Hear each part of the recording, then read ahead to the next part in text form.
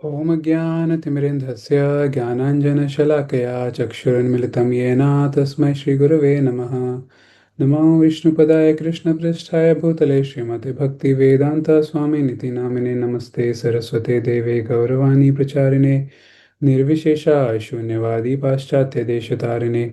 जय श्री कृष्ण चैतन्य प्रभु नित्यानंद श्री अद्वैत गदाधर श्रीवासादि गौर भक्तवृंदा। हरे कृष्णा कृष्णा कृष्णा हरे हरे, हरे राम राम राम हरे हरे। हरे कृष्णा।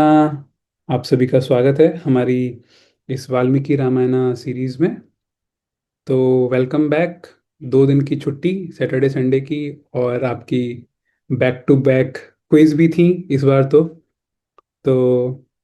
तो I think आपको याद होगा हम कहाँ पे चल रहे थे। वाली गिर पड़ा था भगवान राम का तीर लगने के बाद, और वाली ने बहुत कुछ भगवान राम को सुनाया। लेकिन फिर अब भगवान राम उसको जवाब दे रहे हैं वापस। तो अभी कई सारी चीज़ें हमने डिस्कस करी थी पिछली क्लास में, जिसमें से एक चीज़ जो लास्ट हमने डिस्कस किया था, वहाँ भगवान राम बताते हैं कि किस प्रकार से कि एक पिता और बड़ा भाई और गुरु, वो एक तरह से पिता के समान उनको दर्जा दिया गया है। और इसी तरह से शिष्य, बेटा और अम, क्या था, कोई बताएगा? पुत्र, शिष्य। चैट करके बताएंगे, बता सकते हैं आप, चैट ओपन कर दिया है मैंने। और तीसरी चीज क्या थी? तो मित्र।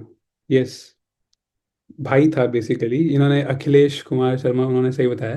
तो भाई और बेटा, है ना, और शिष्य।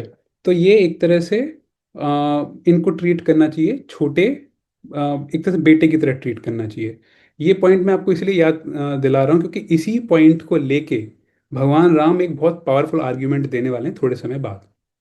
आज तो नहीं आएगा वो, लेकिन आई थिंक 1-2 दिन बाद वो वाला आर्ग्यूमेंट आने वाला है इसी के बेसिस पे। तो इसलिए इस चीज़ को ध्यान रखिएगा। यहाँ तक हमने आई थिंक 14वें श्लोक तक पढ़ लिया था। आज का बहुत इंपॉर्टेंट श्लोक होने वाला है, तो ध्यान से पढ़ेंगे हम। और ये बात हमको अच्छे से पता है, हमको कोई जल्दीबाजी तो कर रहे हैं नहीं, प्रॉपरली समझ के करेंगे हम। और यहाँ पे तो स्पेशली भगवान राम के शब्द हैं। तो मैं स्क्रीन को शेयर करता हूँ।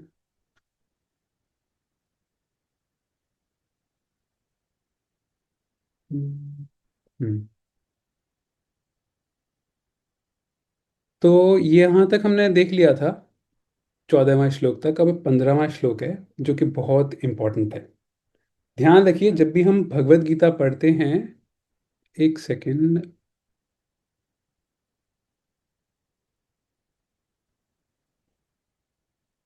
हम्म। तो जब भी हम भगवत गीता पढ़ते हैं, तो हमको पता है कि जो वहाँ पे जो शब्द हैं वो भगवान श्री कृष्ण के मुख से निकले हुए हैं। वो शब्द और भगवान बता रहे हैं अर्जुन को। अब ध्यान दीजिए, यहाँ रामायण में ये वाला जो पार्ट चल रहा है, ये भगवान श्री राम के मुख से निकले हुए शब्द हैं। तो इसलिए ये बहुत पावरफुल शब्द हैं, है ना। अब इस बात को जानते हुए अब हम इस वाले श्लोक को पढ़ते हैं। तो भगवान राम वाली को बोल रहे हैं, सूक्ष्मः परमदुर्गेयः सतां धर्मः प्लवङ्गम हृदस्थ सर्वभूतानां आत्मा वेद शुभाशुभम्। हे वानर, सज्जनों का धर्म सूक्ष्म होता है, वह परम दुर्जेय है, उसे समझना अत्यंत कठिन है। समस्त प्राणियों के अंतःकरण में विराजमान जो परमात्मा है, वे ही सबके शुभ और अशुभ को जानते हैं। ये श्लोक क्योंकि बहुत इंपॉर्टेंट है, इसलिए हम इसका एक एक वर्ड वर्ड देखते हैं। ठीक है। भगवान यहाँ पे वाली से क्या कह रहे हैं कि वाली, देखो उसके लिए वर्ड यूज किया गया है प्लवंगम। देखो, प्लवंगम का मतलब, ज्यादातर ये जो शब्द यूज होता है ये यूज होता है बंदर के लिए। और वो भी इसलिए क्योंकि बंदर ना एक जगह पे टिकता नहीं है, उछलता रहता है, इधर से उधर कूदता रहता है। हमारे शास्त्रों में ये वाला जो वर्ड है प्लवंगम, ये कहीं कहीं पे मेढक के लिए भी यूज होता है, फ्रॉग। आपने कहीं पे चुपचाप से एक मेढक को बैठे हुए या देखा है खड़े हुए? नहीं ना। मेढक भी ऐसे ऐसे ऐसे उछलता रहता है, बंदर भी ऐसे ऐसे उछलता रहता है। तो भगवान श्री राम वाली को बोल रहे हैं कि हे प्लवंगम, हे मतलब वाली भी बोल सकते थे, लेकिन वाली नहीं बोल रहे, वो उसको बताना चाह रहे हैं कि भाई तुम जो हो ना, तुम कितने रेस्टलेस टाइप के हो, तुम कितने उछल कूद करने वाले टाइप के हो। और आप क्या बता रहे हो, सताम धर्म, धर्म की बात बता रहे हो, जो कि सताम धर्म, जो कि बहुत जो सज्जन पुरुष होते हैं, जो साधु पुरुष होते हैं, वो धर्म को बहुत ही अच्छे से फॉलो करते हैं। तो एक साधु पुरुष जो धर्म को फॉलो कर रहा होता है, वो कैसा होता है, वो होता है सूक्ष्म। सूक्ष्म मतलब सटल, कि आपको पता भी नहीं चल पाएगा कि ये सामने वाला व्यक्ति कि एक्चुअली में धर्म को फॉलो कर रहा है, एक्चुअली में शास्त्रों के अनुरूप चल रहा है। हमको लगेगा कि अरे यार ये क्या अजीब सा इसने बिहेव कर दिया, लेकिन एक्चुअली में वो हो सकता है शास्त्र के अनुरूप चल रहा हो। ठीक है। तो यहाँ पे क्या कह रहे हैं भगवान श्री राम, कि सताम धर्म, जो सताम लोग हैं, जो कि साधु लोग हैं, वो धर्म को फॉलो करते हैं, लेकिन वो बड़ा सूक्ष्म होता है, ऊपर से दिखावटी नहीं होता, सूक्ष्म होता है। सूक्ष्म का मतलब देखिए, भगवत गीता के चैप्टर नंबर 7 में कृष्ण भगवान सूक्ष्म शब्द का प्रयोग करते हैं। वहां पे वो यूज करते हैं शरीर के, सूक्ष्म शरीर का। तो जैसे स्थूल शरीर होता है, स्थूल शरीर मतलब ये जो हमारी एक्सटर्नल बॉडी है, ऊपर का जो शरीर है, तो ये शरीर 5 चीजों से मिलके बना हुआ है, earth water fire air ether. क्षिति जल पावक गगन समीर, इन 5 चीजों से मिलके बना हुआ है, पंच महाभूत भी जिसको बोलते हैं। और ये हमको दिखते हैं, आग दिखेगी, पानी दिखेगा, है ना, और ये स्किन, अर्थ, पृथ्वी, ये सब हमको दिखता है। लेकिन इस शरीर के अंदर एक सूक्ष्म शरीर भी है। वो किससे मिलके बना हुआ है, मन बुद्धि अहंकार, इन तीन तीन चीजों से। अब ये तीन चीज जो है ये सूक्ष्म है, सटल हैं, इतनी जल्दी आंखों से दिखती नहीं है। फील कर सकते हो लेकिन दिखेगी नहीं। तो उसी तरीके से भगवान राम कह रहे हैं कि जो साधु व्यक्ति होता है, जो सज्जन पुरुष होता है, वो धर्म को फॉलो करता है। और इस वजह से, और कोई व्यक्ति धर्म को फॉलो कर रहा है, आप उसको बाहरी रूप से देखकर आप उसको जज नहीं कर सकते। आप बाहरी रूप से देखकर आप ये कह नहीं सकते कि हाँ ये तो अच्छा व्यक्ति है, ये खराब व्यक्ति है। कतई नहीं कह सकते। क्यों? क्योंकि वो व्यक्ति सूक्ष्म रूप से धर्म को फॉलो कर रहा होता है, वो सज्जन पुरुष होता है। अब यहाँ पे एक और चीज है, इस वाले पॉइंट को अभी एग्जाम्पल से समझेंगे, लेकिन आप एक चीज और देखिए। यहाँ पे इन्होंने वर्ड यूज किया गया है, परम दुर्गेय। अब एक एक करके इसको समझते हैं। गेय, ज्ञान, ये जो है, ये इसका रूट वर्ड जो है ज्ञान से आया है। ज्ञान मतलब होती है नॉलेज। ज्ञेय मतलब वो चीज जिसको जाना जा सके, जो वो चीज जिसको आप समझ सकते हो, वो हो गया ज्ञेय। जैसे कि सपोज करो 4+4 8 होता है, तो कैसे एडिशन हम कैसे करते हैं? तो एडिशन करना मतलब जोड़ करना, जो डिजिट्स होती है, मैथ्स की डिजिट्स को जोड़ करना, वो ज्ञेय है। सपोज करो हमको आता है, हम सीख गए कि उसको कैसे करना होता है। ठीक है। अब ज्ञेय मतलब जो चीज सीख सकते हैं, लेकिन उससे पहले लगा दिया दुर्ज्ञेय, यानी कि वो चीज जिसको आप सीख नहीं सकते। जैसे कि हो सकता है हमारा बैकग्राउंड हो सकता है साइंस का हो, है ना, और या तो हो सकता है कि हम पोइट्री ना समझ में आए हमको, तो पोइट्री हमारे लिए दुर्ज्ञेय हो जाएगी। या फिर अभी हो सकता है हम 4th स्टैंडर्ड में 5th स्टैंडर्ड में पढ़ रहे हो, स्कूल में जाने वाले बच्चे हों, तो हो सकता है हमारे लिए कि रॉकेट कैसे उड़ता है, आसमान में प्लेन कैसे उड़ते हैं, मिसाइल कैसे चलती है, वो वाला जो ज्ञान है अभी की स्थिति में हमारे लिए क्या है, दुर्ज्ञेय है। हम उसको नहीं समझ पाएंगे। अब भगवान क्या बोल रहे हैं, परम दुर्ज्ञेय है, कि जो एक साधु पुरुष, एक जो सताम व्यक्ति होता है, एक साधु पुरुष होता है, वो धर्म को इतने अच्छे से फॉलो करता है, और इतने सूक्ष्म रूप से फॉलो करता है, कि उसको जानना कि ये बंदा धर्म को फॉलो कर रहा है, ये बंदा साधु है, सात्विक है, यह जानना परम दुर्ज्ञेय है। यानी दुर्ज्ञेय मतलब कठिन, परम दुर्ज्ञेय मतलब बहुत बहुत बहुत कठिन है। आप इसको, इस बात को समझिए। कई बार हम किसी को जस्ट बाहर से देख के हम कहते हैं अरे ये तो ना धोती कुर्ता पहना हुआ है, या फिर ये तिलक विलक लगाए हुआ है, ये तो अच्छा पुरुष है, या फिर ये वाले व्यक्ति ने ये वाला कार्य कर दिया, थोड़ा तेज आवाज में बोल दिया, तो ये ना ये साधु पुरुष नहीं है।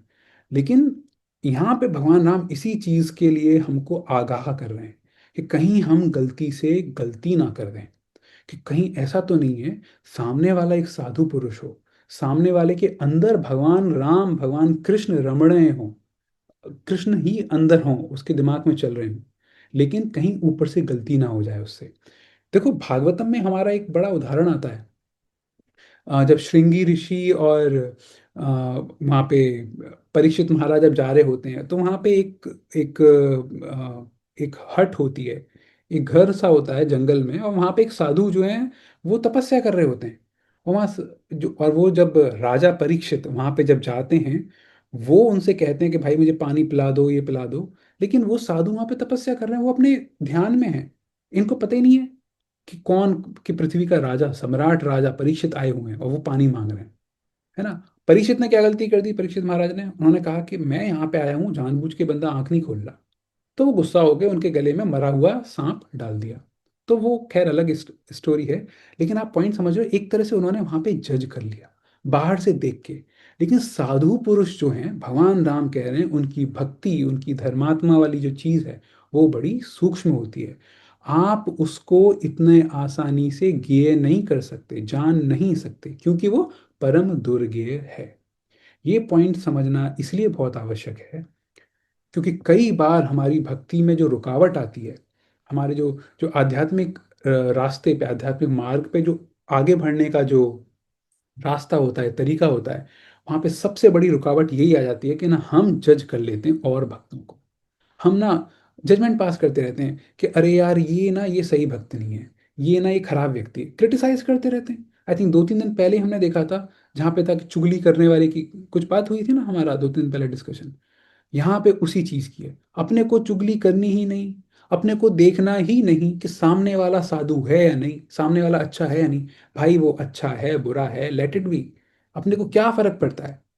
लेकिन अगर हमने उसके ऊपर उंगली उठाई कि ये तो गड़बड़ है, ये है, ये वो है, तो कहीं हम अपराध ना कर दें। तो यहाँ पे भगवान राम उसी चीज का बता रहे हैं कि वाली, तुमको पता नहीं है कि ये तुमने बहुत ये उल्टा पुल्टा, है ना, उल जुलूल सुना तो दिया मुझको, लेकिन तुमको ये पता नहीं है कि एक जो साधु व्यक्ति है, वो, उसको जानना कितना दुर्गम है, कितना दुर्गेय है। साधु व्यक्ति की भक्ति को जानना। ठीक है। फिर यहाँ पे एक और चीज क्या कह रहे हो, हृदयस्थ सर्वभूतानां आत्मा वेद शुभाशुभम। अच्छा, इस वाली लाइन पे मैं बाद में आता हूँ।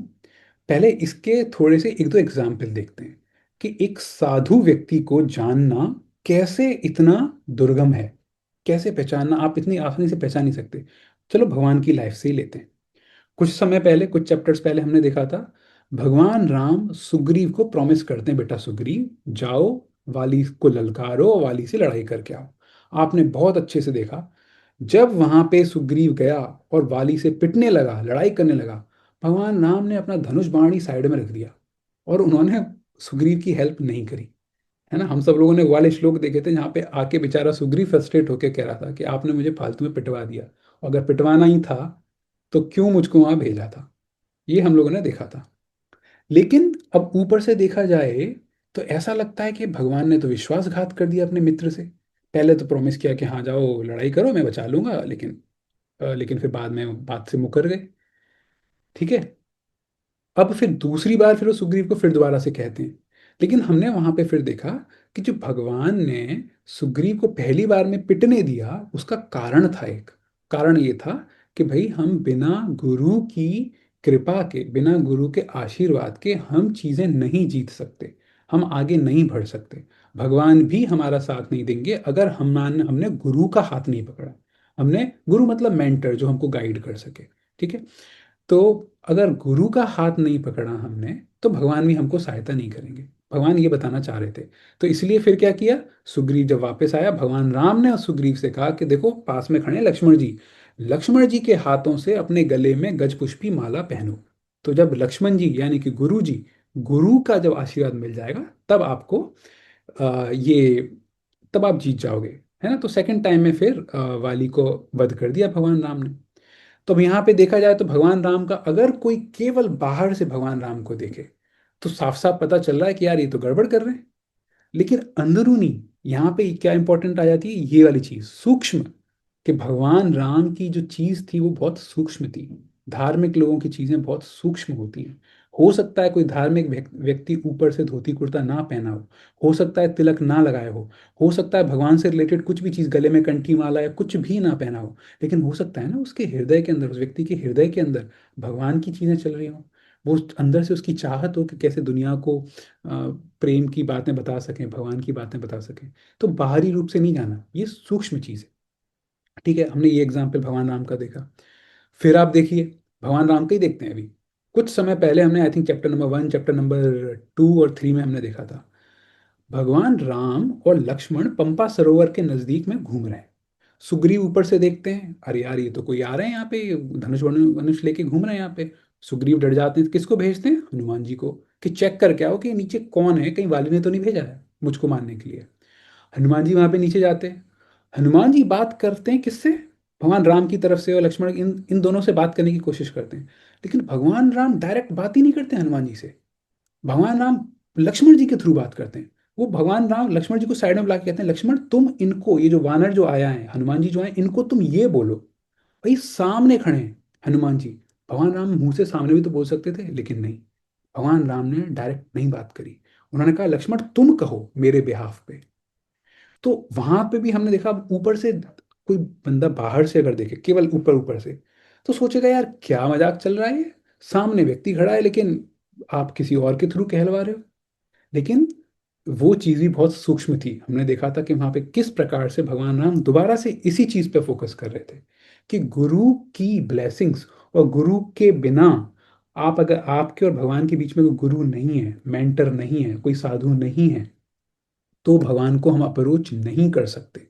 हम कितना भी कोशिश करें, अगर हमको लग रहा है ना कि बिना किसी गुरु की सहायता के हम भगवान से, हमारा कनेक्शन बैठ गया, हम तो अच्छी भक्ति कर पा रहे हैं, नहीं कर पा रहे हैं, वो भाई इल्यूजन है, हमको समझ लेना चाहिए। या फिर वो ऐसा हो सकता है कि ठीक है कुछ समय के लिए चल जाएगी, लेकिन कुछ समय के बाद ना आपको प्रॉपर किसी भक्त के सानिध्य में आना पड़ेगा। क्यों आना पड़ेगा, वो इसलिए आना पड़ेगा, आपको एक भक्त जो है ना वो आपको गाइड कर सकता है कि देखो ऐसा करेंगे तो थोड़ा और जल्दी तेज गति से भक्ति में बढ़ेंगे, है ना। तो इस तरह की चीजें, तो भगवान राम ने भी, हमने उनके दो एग्जाम्पल देख लिए कि ऊपर से देखने पे लग रहा है कि क्या अजीब सा बिहेव कर रहा है ये बंदा, लेकिन अंदर से सूक्ष्म रूप से हमें पता चल रहा है कि नहीं, पर्सन, उनका जो रीजन है वो दूसरा है। एक और एग्जाम्पल देते हैं, देखते हैं भगवान राम का।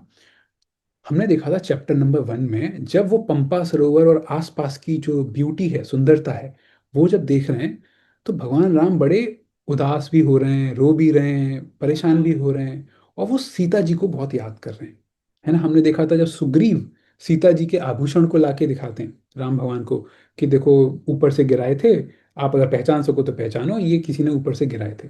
तो उन वाले आभूषणों को देख के राम भगवान फिर से कितने ज्यादा वो गुस्सा भी होते हैं, लेकिन अंदर से बहुत ज्यादा रोते भी हो।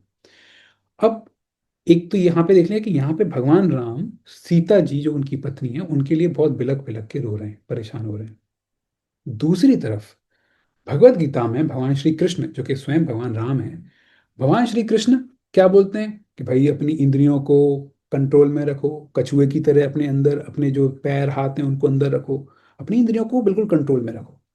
अभी ऊपर से कोई अगर देखेगा, वो सोचेगा यार भगवान राम के बारे में क्या सोचेगा, अरे यार ये तो अपनी पत्नी के लिए बहुत रो रहे हैं। और दूसरी तरफ भगवत गीता में सेम व्यक्ति बोल रहे हैं कि भाई अपनी इंद्रियों को कंट्रोल में करो, और यहाँ पे तो ऐसा लग रहा है कि बंदे की इंद्रियां कंट्रोल में नहीं है। ये तो क्या मतलब विरोधाभास टाइप का हो गया ना, कॉन्ट्रास्ट टाइप का हो गया। लेकिन ये भी सूक्ष्म चीज है। वहां पे भगवान राम एक सीता जी के लिए तो रो ही रहे हैं, भगवान राम एक उस सोल के लिए रो रहे हैं, उस जीव के लिए रो रहे हैं, उस भक्त के लिए रो रहे हैं जो बेचारा अभी अकेला पड़ गया है। एक भक्त जिसको कि एक तरह से माया, रावण रूपी माया पकड़ के ले गई है, बिल्कुल सब लोगों से अलग कर दिया है। तो उस बिछुड़े हुए भक्त को दोबारा से पाने के लिए, यहाँ ये वाला एक्सप्लेनेशन एक्सप्लेनेशन जो मैं बता रहा हूँ, हमारे आचार्यगण अच्छे से बताते हैं कि उस एक बिछुड़े हुए सोल को, जीव को वापस लाने के लिए, उस एक भक्त को वापस लाने के लिए भगवान बहुत परेशान हो रहे हैं, भगवान रो रहे हैं, बिलख रहे हैं। वैसे ऐसे ही भगवान श्री राम, भगवान श्री कृष्ण, हम लोग जब भगवान से विमुख होते हैं, भगवान से थोड़ा दूर जाने का प्रयास करते हैं या इधर उधर की चीज़ों में लगते हैं, भगवान भी हमारे लिए डेस्परेट होते हैं कि भाई किस प्रकार से, किसी भी प्रकार से ना ये व्यक्ति मेरे पास आ जाए। यहाँ एक और लेसन मिलता है। हनुमान जी भगवान राम के प्रिय पहले भी, मतलब स्टार्टिंग से थे, हो गए थे, इतनी अच्छी तरह से बात करते थे, वो करते थे। लेकिन जैसे ही हनुमान जी ने जब वो वाला काम किया ना, सीता जी का पता ढूंढ के लेके आए हनुमान जी राम भगवान के पास, उसके बाद से भगवान राम के बहुत ज्यादा प्रिय हो गए हनुमान जी। है ना? क्यों? क्योंकि उन्होंने, हनुमान जी ने एक बिछुड़े हुए भक्त का पता भगवान राम को बता दिया। या दूसरी तरीके से कहें, एक बिछड़े हुए भक्त को, सीता जी को, उन्होंने भगवान राम के करीब लाने का प्रयास किया। तो भगवान राम, हनुमान जी जो है भगवान राम के तुरंत बहुत ज्यादा प्रिय हो गए। हम लोगों के लिए भी सेम चीज होती है। अगर हम लोग भी हनुमान जी के समान और लोगों को भगवान के करीब लाने का प्रयास करें, जैसे हनुमान जी ने सीता जी को भगवान राम के करीब लाने का प्रयास किया था, तो हनुमान जी भगवान राम के प्रिय हो गए।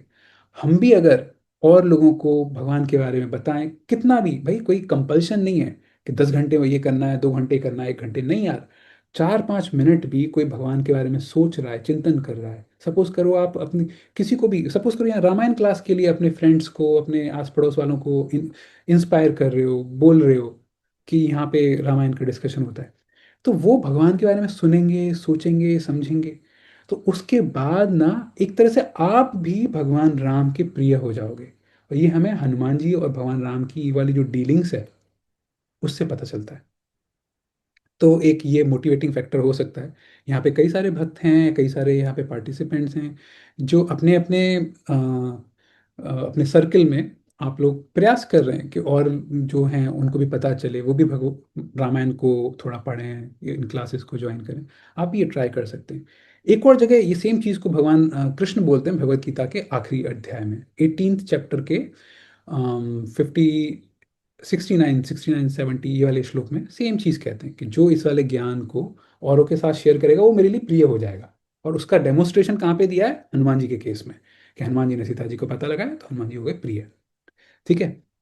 और भी एक दो पॉइंट्स हैं, लेकिन अभी हमारे पास टाइम कम है, तो मैं एक काम करता हूँ, कृष्ण भगवान अभी मैं शॉर्ट में बताता हूँ।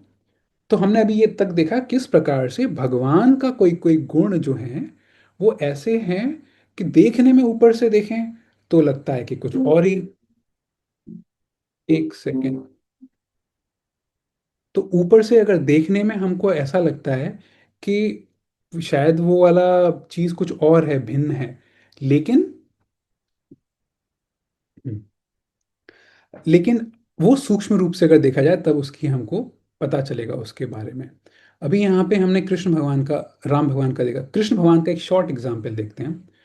हमको पता है कृष्ण भगवान ने, महाभारत का युद्ध हुआ वहां पे 18 अक्षौहिणी सेना मरी थी, लगभग लगभग उसमें 40 लाख सोल्जर्स, सोल्जर्स की बात हो रही है, रथ, घोड़े और हाथी वाती उन सबका तो अभी काउंट नहीं कर रहे।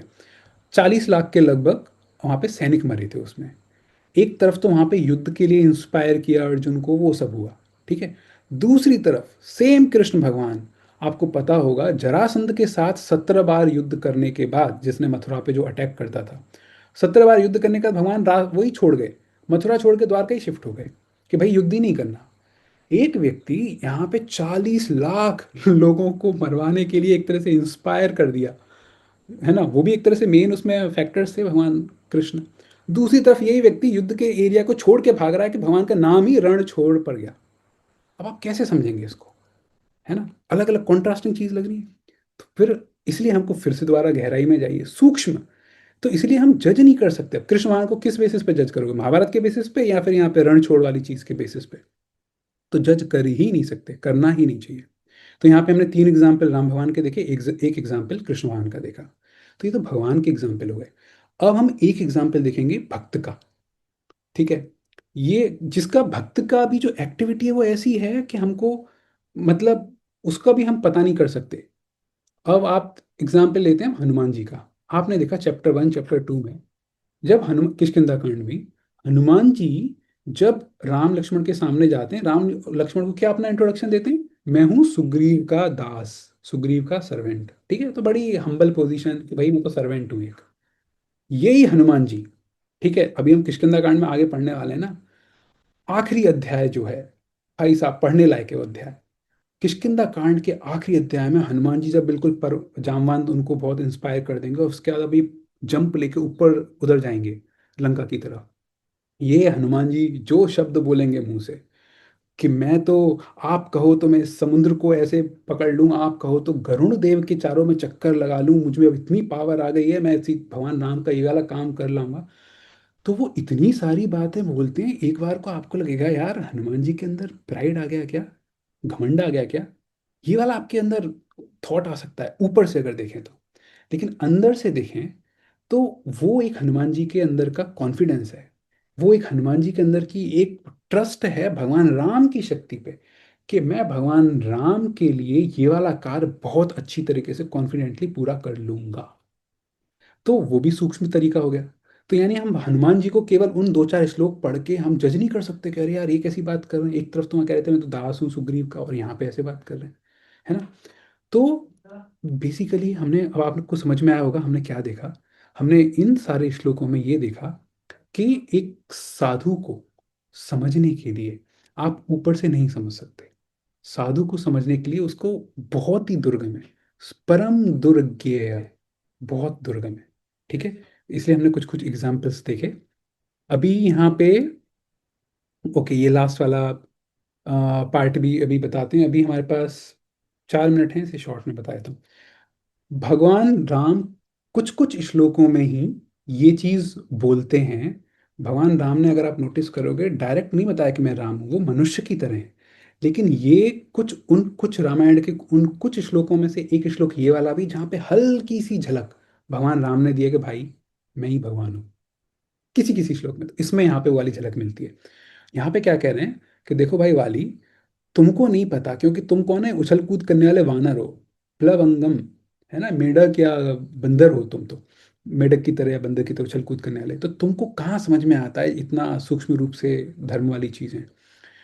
और फिर वो यहाँ पे बोलते हैं, लेकिन हृदयस्थ सर्वभूतानाम, जो एक हृदय, हृदय में कौन वास करता है, परमात्मा क्षीरोदक्षी विष्णु।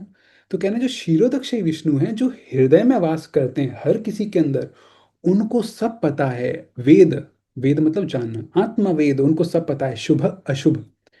जो हृदय के अंदर वास करता है उसको सब पता है कि क्या सही है और क्या गलत है। यहाँ पे अपनी खुद की बात कर रहे हैं कि भाई मैं परमात्मा हूँ, मैं खुद भगवान हूँ, और मुझे पता है कि मैंने जब वाली तुमको मारा है वो सही किया है या सही गलत किया है, क्योंकि मैं आप सभी के हृदय में विराजमान हूँ। वाली तुम्हारे अंदर भी विराजमान हूँ, बाकी और लोगों के अंदर भी विराजमान हूँ, है ना। तो इसलिए मैंने जो मारा है इसको, वो प्रॉपर है।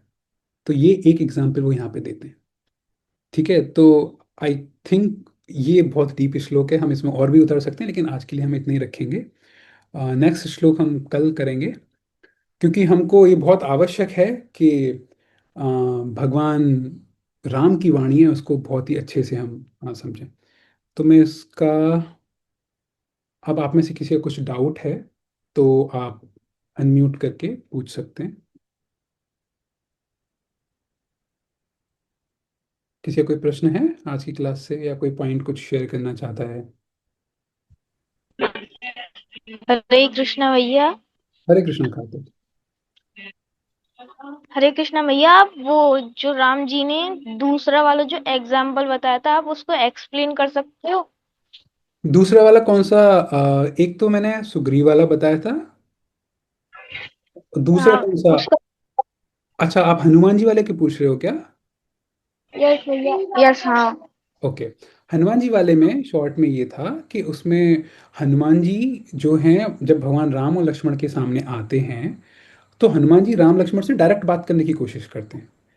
लेकिन राम भगवान हनुमान जी से डायरेक्ट बात नहीं करते। राम भगवान कहते हैं लक्ष्मण को कि लक्ष्मण तुम इस बात को हनुमान जी को बोल दो, और हनुमान जी सामने ही खड़े, लेकिन direct face to face direct उनसे बात नहीं करते। तो यहाँ पे राम भगवान ये समझाना चाहते हैं कि बिना गुरु के आप मुझे अप्रोच नहीं कर सकते। और यहाँ पे गुरु का कार्य कौन कर रहा है, लक्ष्मण जी। तो लक्ष्मण जी हो गए गुरु, भगवान राम हो गए। तो वो बता रहे हैं कि भाई लक्ष्मण के थ्रू आओ हनुमान, तब मैं आपको स्वीकार करूंगा, तब मैं आपसे बात करूंगा। तो वो ये बताना चाह रहे हैं, इसी प्रकार से हम लोगों को भी गुरु के थ्रू जाना चाहिए।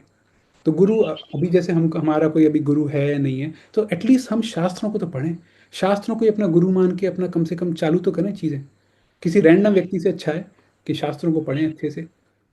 ठीक है। ठीक है भैया, हरे कृष्णा। हरे कृष्ण। किसी का और का कुछ प्रश्न शॉर्ट। ओके, आई थिंक और किसी का नहीं है। अखिलेश कुमार प्रभु जी। जी सर। हाँ, हरे कृष्णा महाराज जी। हरे कृष्ण प्रभु जी। मेरा भी प्रश्न इसी से संबंधित था कि मतलब जो है कि एक माध्यम चाहिए हमें ईश्वर से जुड़ने के लिए। तो जैसे हम किसी मंदिर में या दार्शनिक प्लेस पे कहीं जाते हैं तो वहाँ पे भी एक माध्यम होते हैं कि हमारे जो पुजारी होते हैं पूजा पाठ करवाते हैं कि हम डायरेक्ट ईश्वर के संपर्क में नहीं आते हैं, हमें कोई ना कोई एक माध्यम चाहिए होता है। तो ये भी फिर उसी तरीके से उचित होगा कि अगर हम कहीं जाते हैं पूजा स्थल पे या तो कुछ हमें जो वहाँ साधु होते हैं या जो मंदिर के पुजारी होते हैं उन्हीं के थ्रू भेंट करनी चाहिए या कुछ होना चाहिए, तो ऐसा मान सकते हैं इसको? हाँ, देखिए इसको हमें समझना चाहिए कि जैसे कि हम मंदिर में भगवान को अप्रोच करने की कोशिश कर रहे हैं, तो मंदिर में पुजारी होते हैं। तो जी। सही बात है कि उनके थ्रू हम भगवान को कुछ अगर बेसिकली अपनी प्रेयर्स वो सब हम करवाना चाहते हैं तो उनके थ्रू होती हैं। लेकिन एक चीज़ और हमको ध्यान रखनी चाहिए जो हमारे शास्त्र बार बार कहते हैं, और इनफैक्ट पिछली कुछ क्लासेस में हम इस चीज़ को रिपीट भी कर रहे हैं। तीन चीज़ें, आपको याद है हमने बताया कि तीन चीज़ें हमेशा कोई सा भी कार्य करते वक्त तीन चीज़ों का ध्यान रखना चाहिए। जी। कौन कौन सी हैं? अभी याद नहीं आ रहा तो नोट ओके। डाउन किया है जी। ओके। वो गुरु, साधु और शास्त्र। हाँ, थैंक यू राधा ज्योति माता जी। गुरु साधु शास्त्र, जी। हमको इन तीन चीजों के साथ करना चाहिए, क्योंकि कई बार आजकल कलयुग चल रहा है। कई बार ऐसा भी हो सकता है कि हम सोच रहे हैं कि भाई ये व्यक्ति हमको शायद भगवान तक ले जाए, भगवान के लिए माध्यम बन जाए भगवान तक पहुंचाने के लिए। हो सकता है वो गड़बड़ कर दे, और हो जी। सकता है हमारा रास्ता भटका दे, गड़बड़ हो सकता है ना। जी। जी। इसीलिए हमारे शास्त्र कहते हैं गुरु साधु शास्त्र। हम कोई सा भी कार्य करें तो उसमें तीनों को साथ लेके चलें। तो मंदिर में जैसे कोई साधु हैं, हमको उनकी हेल्प भी लेनी चाहिए, है ना। और कोई हमसे कोई क्लोज है, वो गुरु हो गया, मेंटर हो गया, उसकी भी हेल्प लेनी चाहिए। लेकिन जी। खासकर अगर सपोज करो भी आसपास हम किसी को जानते नहीं है, किसी पे अभी ट्रस्ट हो रहा नहीं है कि भाई किस पे विश्वास करें कि ये सही है या नहीं है, तो कम से कम अपने शास्त्रों पे तो ट्रस्ट कर सकते हो। जी। तो अपने कम से कम, वही इसलिए कहा जाता है भाई अगर स्टार्टिंग में किसी को नहीं समझ में आ रहा कि किससे गाइडेंस लें, कौन हमारी हेल्प करे, तो भाई शास्त्र पढ़ो ध्यान पूर्वक और बिल्कुल सिंसियरिटी के साथ। शास्त्र पढ़ेंगे अच्छे से, उसको पढ़ने की कोशिश करेंगे, तो पक्की बात है शास्त्र हमको गाइड करेगा एक अच्छे गुरु की तरफ, अच्छे साधुओं की तरफ।